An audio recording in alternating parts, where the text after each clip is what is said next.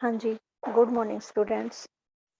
बेटा हमने अपना व्याकरण का सेकंड चैप्टर आरंभ किया हुआ था, ध्वनि, वर्ण तथा वर्तनी। उसमें अब आज देखते हैं हम अनुस्वार। अनुस्वार के बारे में थोड़ा-सा ऊपर भी हमने पढ़ा था कल की मीटिंग में, तो आगे देखिए। अब पढ़ा था हमने कि सभी अनुनासिक मूलतः नासिक्य स्वर हैं।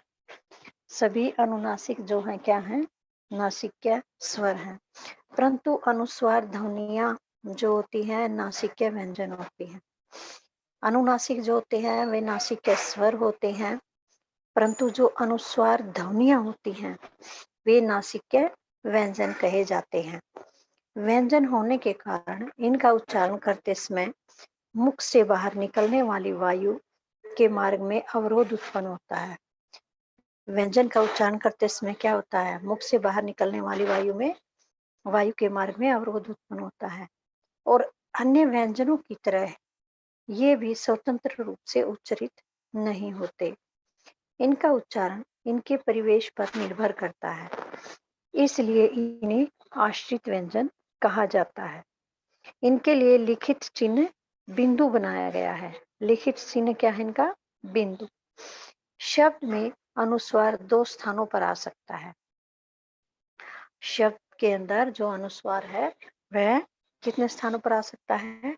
दो स्थानों पर। शब्द के अंत में। शब्द के अंत में कैसे? शब्द के अंत में आने पर अनुस्वार का उच्चारण हमेशा म के रूप में किया जाता है। शब्द के अंत में जब अनुस्वार आएगा तो उसका उच्चारण किससे होगा? म से। जैसे स्वयं, ये म है। अब इसको हम अनुस्वार बिंदु के अकॉर्डिंग भी लिख सकते हैं। स्वयं, य के ऊपर अनुस्वार आ गया तो इसको उच्चारण में कैसे बोलेंगे? जो ऊपर डॉट आया है य के ऊपर, म। कौन सी आवाज आएगी? इसकी कौन सी ध्वनि आएगी? म की। स्वयं। ऐसे ही अहम, म हलंत है और आगे ह के ऊपर बिंदु है, अनुस्वार है, तो इस अनुस्वार को कैसे बोला जाएगा? किस ध्वनि में? म की ध्वनि में, अहम। ठीक है, आगे देखिए। शब्द के बीच में जब अनुस्वार के पहले एक स्वर हो और बाद में एक व्यंजन हो, तब इसका उच्चारण इसके बाद आने वाले व्यंजन से प्रभावित होता है। कैसे? शब्द के बीच में जब अनुस्वार के पहले एक स्वर हो और बाद में एक व्यंजन हो, तब इसका उच्चारण जिसके बीच में आने वाला व्यंजन है उससे प्रभावित होता है। वास्तव में इसका उच्चारण इसके बाद में आने वाले व्यंजन के वर्ग के नासिक्य के रूप में होने लगता है। देखिए, यदि कवर्ग है, कवर्ग के किसी भी व्यंजन के पहले अनुस्वार आता है तो इसका उच्चारण उस वर्ग के नासिक्य ङ के रूप में किया जाता है। कवर्ग के अंदर किसी भी व्यंजन के पहले अनुस्वार आए, किसी भी व्यंजन के पहले अनुस्वार आता है तो उसका उच्चारण किसके अकॉर्डिंग होगा? उसी वर्ग के। जैसे कवर्ग है, कवर्ग में लास्ट वर्ण होता है ना ङ, तो उसके रूप में किया जाता है। इसी तरह चवर्ग में व्यंजन वर्णों के पहले इसका उच्चारण य के रूप में किया जाएगा और टवर्ग के व्यंजन वर्गों के पहले न के रूप में, तवर्ग में न के रूप में और पवर्ग में मैं के रूप में किया जाता है। तो नीचे उदाहरण देखिए। जैसे कवर्ग में अंगद, अंगद अनुस्वार है, जो अ के ऊपर अनुस्वार है, बिंदु है, इसको हम कवर्ग के रूप में बोलेंगे तो जो बिंदु है उसको कवर्ग में जो लास्ट वर्ण आता है ङ, उसके रूप में किया गया। ऐसे ही संकट, ये भी संकट क, उसमें तो ग कवर्ग के अंदर आता था, इसमें क कवर्ग के अंदर आता है। उससे पहले अनुस्वार उससे पहले अनुस्वार है, तो इस अनुस्वार को हम कवर्ग के ही लास्ट वर्ण के रूप में बोलते हैं। ऐसे ही चवर्ग में देखिए, कंचन, च चवर्ग के अंदर आता है, उससे पहले अनुस्वार है, तो अनुस्वार को किसके रूप में बोलेंगे? चवर्ग में जो लास्ट वर्ण आता है य, उसके रूप में। ऐसे ही टवर्ग में, टवर्ग में पंडित देखिए, ड टवर्ग के अंदर आता है और इससे पहले अनुस्वार है, तो टवर्ग में लास्ट वर्ण अण आता है, वो पंडित ऐसे अण यहाँ पर आ गया, पंडित।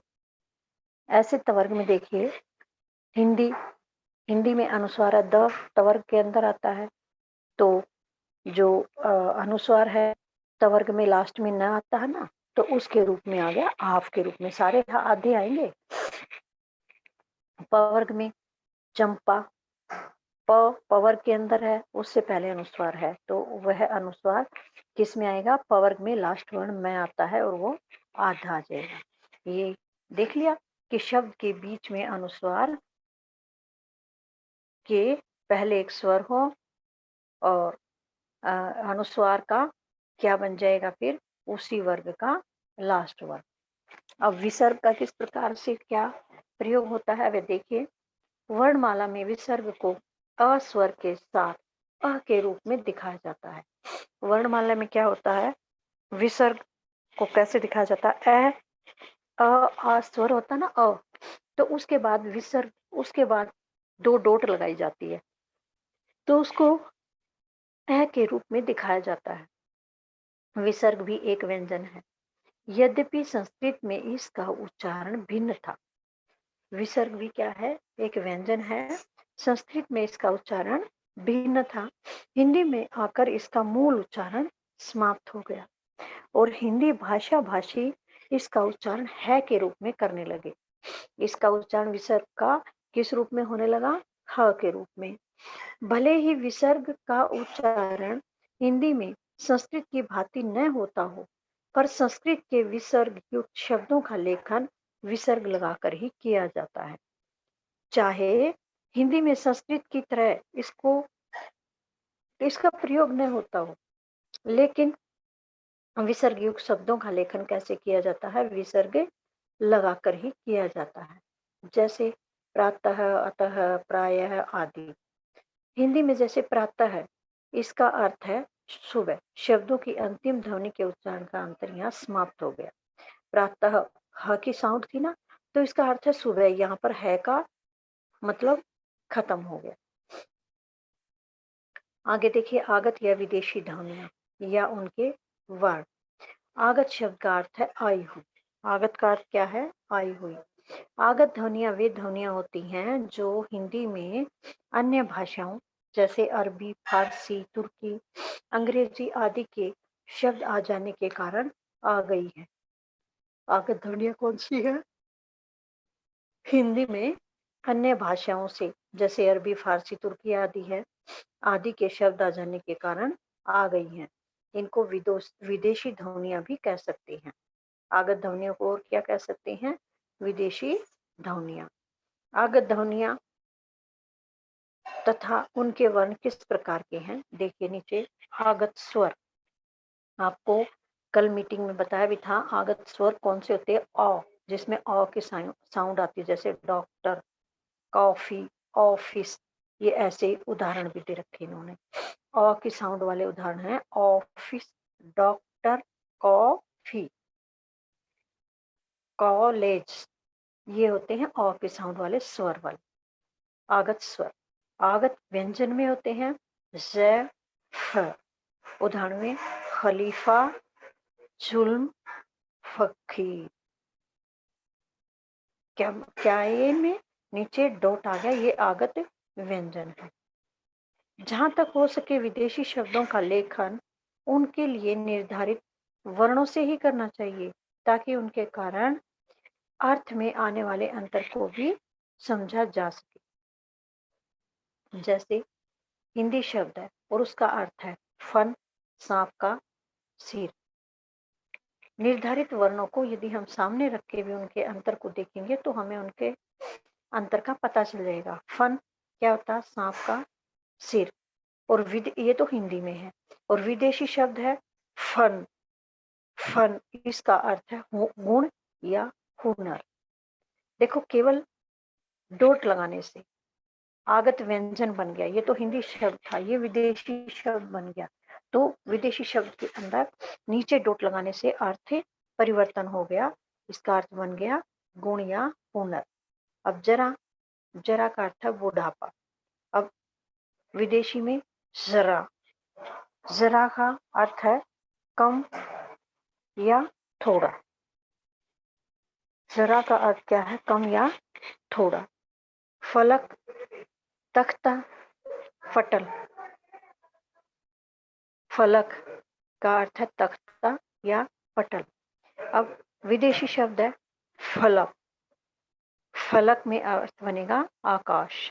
ये नीचे भी इसी तरह से दे रखे हैं, जैसे काल, मृत्यु। अब दूसरा अर्थ है कॉल। ये आगत स्वर आ गया कॉल। कॉल का अर्थ है बुलाना। डाल, शाखा। डाल, शाखा या टहनी। और विदेशी में बन जाएगा डॉल। डॉल का अर्थ है गुड़िया। अंग्रेजी का शब्द हो गया। ठीक है, अब आगे देखिए हिंदी की लेखन व्यवस्था या वर्तनी।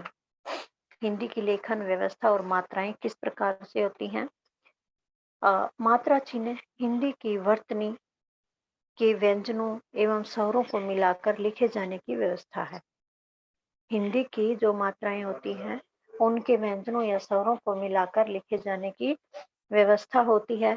इसलिए मिलाकर लिखे जाने के लिए अलग से मात्रा चिन्ह विकसित किए गए हैं।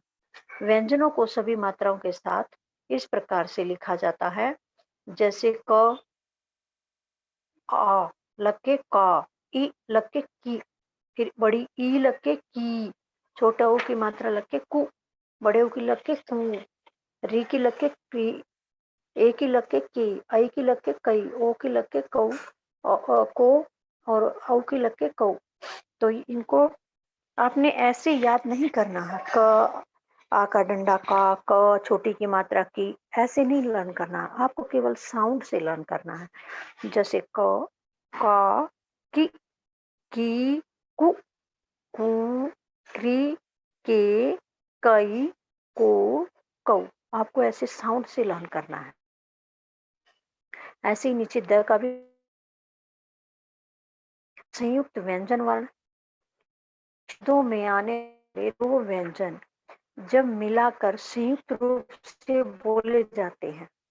जब शब्दों में दो व्यंजन आए और उनको मिलाकर गए तो संयुक्त रूप में बोले जाते हैं, तब उन्हें एक दूसरे के साथ मिला करके लिखा भी जाता है। मक्कार, दो व्यंजन हो गए, क डबल हो गया तो कैसे बोला गया? मक्कार। इक्का, मक्खी, दो व्यंजन आ गए, मक्खी में भी। बिल्ली, पत्ता, तो ये दो व्यंजन मिल करके संयुक्त रूप में बोले जाते हैं। अब संयुक्त व्यंजनों को मिलाकर लिखे जाने के लिए नियम व्यंजन वर्णों की आकृति पर भी आधारित होता है। और इसको देखिए व्यंजन वर्णों को किस प्रकार से वर्गों में हम बांट सकते हैं। व्यंजन वर्ण एक तो होता है खड़ी पाई युक्त और एक होता है खड़ी पाई रहित, जिसमें खड़ी पाई न हो। खड़ी पाई रहित होते हैं। जो खड़ी पाई युक्त होते हैं इसमें दो भाग हो गए, पूर्ण खड़ी पाई वाले और अपूर्ण खड़ी पाई वाले। पूर्ण और अपूर्ण। फिर अपूर्ण का तो छूट गया, पूर्ण खड़ी पाई वाले, इसके फिर दो भेद हैं, खड़ी पाई फिर मध्य वाले और खड़ी पाई अंत वाले। ये आपको समझ नहीं आया होगा क्या है, अब ये नीचे देखेंगे तो समझ आ जाएगा। बस इतना इस चार्ट को देख लीजिए आप, व्यंजन वर्ण को किस प्रकार से बांटा गया है वर्गों के अंदर। खड़ी पाई युक्त और खड़ी पाई रहित, पूर्ण खड़ी पाई वाले और अपूर्ण खड़ी पाई वाले, खड़ी पाई मध्य वाले और खड़ी पाई अंत वाले। इस प्रकार से अब देखिए 4 प्रकार के वर्णमाला में वर्ण हैं। फर्स्ट है पूर्ण खड़ी पाई मध्य वाले। पूर्ण खड़ी पाई मध्य वाले जैसे क, फ, फ। पूर्ण खड़ी पाई अंत वाले ख, ग, घ, च, छ, झ, य आदि। अपूर्ण खड़ी पाई वाले ट, ठ, ड, ढ। खड़ी पाई रहित छ, र। इन चारों प्रकार के वर्णों को अन्य व्यंजन वर्णों से मिलाकर मानक रूप में लिखे जाने के नियम इस प्रकार से हैं। अब नियम देखोगे तो ये समझ आपको आ जाएंगे। यदि व्यंजन के मध्य में खड़ी पाई हो, जैसे क तथा फ और फ, तो किसी अन्य व्यंजन के साथ मिलकर लिखते समय खड़ी पाई के बाद आने वाली सूंड को सीधा और छोटा करके, यानी क को आधा क बना दिया, फ को आधा फ बना दिया, शेष वर्ण को अगले वर्ण के साथ मिलाकर लिख दिया जाता है। अब आधा क है तो आगे हमने ये उदाहरण देखिए क्यों लिखा है। तो ये आधा क जो लिखा, आधे क को अगले अक्षर के साथ जोड़ दिया, य के साथ इसको जोड़ दिया गया है। मध्य में, यदि व्यंजन के मध्य में खड़ी पाई हो तो किसी अन्य व्यंजन के साथ मिला करके उसको खड़ी पाई लिखते समय क्या करते हैं, खड़ी पाई के साथ आने वाली सूंड को सीधा और छोटा करके शेष वर्ण को, क के जो आधा क है इसी को बताया गया कि ऐसे लिखा जाता है और शेष वर्ण के साथ जोड़ दिया जाता है। अब सेकंड नियम है, जिन व्यंजन वर्णों के अंत में खड़ी पाई आती है, अंत में खड़ी पाई आती है, ख, ग, घ, च, छ, ज आदि ये शब्द हैं, इनको क्या किया जाता है, तो ये होते हैं तो अगले व्यंजन से मिलाने से पहले उनकी खड़ी पाई हटा दी जाती है। उनकी क्या की जाती है, खड़ी पाई हटा दी जाती है। जैसे ख है, ग है, तो इनके बाद जो डंडा आता है, खड़ी पाई होती है, उसको हटा दिया जाता है, खड़ी पाई को हटा दिया जाता है और बचे हुए वर्ण को अगले वर्ण से जोड़ दिया जाता है। बचे हुए वर्ण को अगले वर्ण से जोड़ दिया जाता है। जैसे बिल्ली, बिल्ली में जो खड़ी पाई है ल के अंदर, उसको हटा दिया गया, खड़ी पाई को हटा दिया गया और इस वर्ण को अगले वर्ण के साथ जोड़ दिया गया। ऐसे ही ख्याति, ख्याति में भी खड़ी पाई को हटा दिया गया और ख को य के साथ जोड़ दिया गया। ये था सेकंड नियम। अब है थर्ड नियम, अपूर्ण खड़ी पाई वाले व्यंजनों, अपूर्ण खड़ी पाई वाले व्यंजनों को यथावत लिखकर उनके बीच हलंत लगा दिया जाता है। जैसे ट, ठ, ड, ढ आदि है, इनको लिख करके इनके नीचे हलंत लगा दिया जाता है और अगला व्यंजन अपने आगे आने वाले स्वर के साथ मिलाकर लिख दिया जाता है। जैसे मिट्टी, मिट्टी, ट हलंत कर दिया, मिट्टी का क्या कर दिया, हलंत लगा दिया, हलंत लगा दिया जाता है। तथा अगला व्यंजन अपने आगे आने वाले स्वर के साथ मिलाकर लिख दिया जाता है, अगले स्वर के साथ लिख दिया जाता है। जैसे अड्डा, आगे ड के साथ स्वर है, ढ के साथ स्वर है, पहले वाले में हलंत लगा करके अगले के साथ इसको मिला दिया जाता है, लिख दिया जाता है। अब नियम 4 देखिए, नियम 4 है, खड़ी पाई रहित दो, खड़ी पाई रहित व्यंजन दो ही होते हैं। खड़ी पाई रहित व्यंजन कितने होते हैं, दो ही होते हैं, छ तथा र। खड़ी पाई रहित व्यंजन, खड़ी पाई रहित व्यंजन कितने होते हैं, दो, छ तथा र। हिंदी में छ व्यंजन किसी भी व्यंजन के साथ मिलाकर शब्द नहीं बनाता। हिंदी में छ व्यंजन जो होता है किसी भी व्यंजन के साथ मिलाकर के शब्द को नहीं बनाता, इसलिए इसको संयुक्त रूप से लिखने की चिंता नहीं करनी चाहिए। जहां तक र व्यंजन के संयुक्त रूपों की बात है, उसकी चर्चा आगे अलग से की जा रही है, बताया जा रहा है। तो आगे जो ये र व्यंजन के संयुक्त रूप की बात है वो हम कल पढ़ेंगे। आज इतना ही पढ़ते हैं।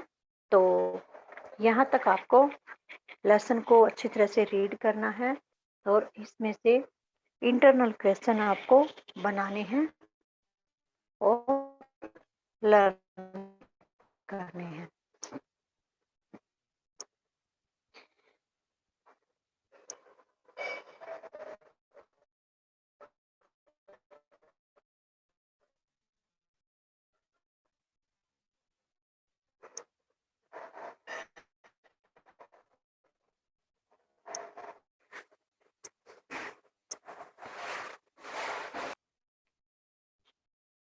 Sir,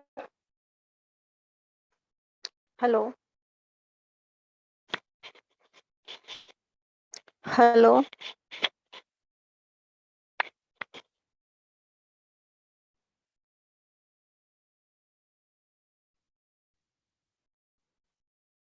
hello.